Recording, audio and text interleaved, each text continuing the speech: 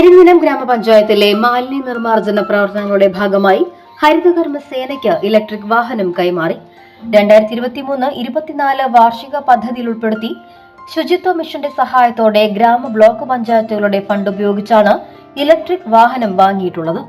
Panchayat office പരിസരത്ത് നടന്ന ചടങ്ങിൽ പഞ്ചായത്ത് പ്രസിഡന്റ് വിനിത മോഹൻദാസ് വാഹനം ഹരിതകർമ്മ സേനയ്ക്ക് കൈമാറി. മതിലകം ബ്ലോക്ക് പഞ്ചായത്ത് അംഗം RK ബേബി ഫ്ളാഗ് ഓഫ് ചെയ്തു.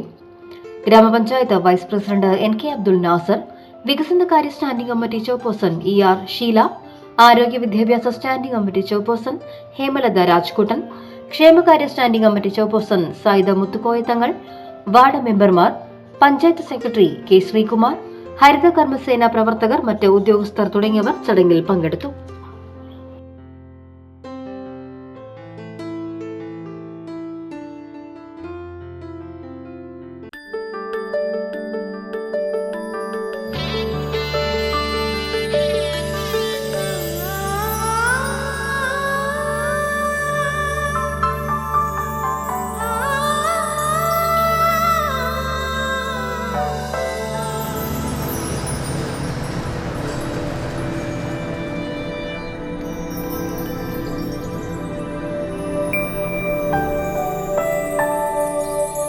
നിങ്ങളുടെ അധ്വാനത്തിന് സത്യമുണ്ട്.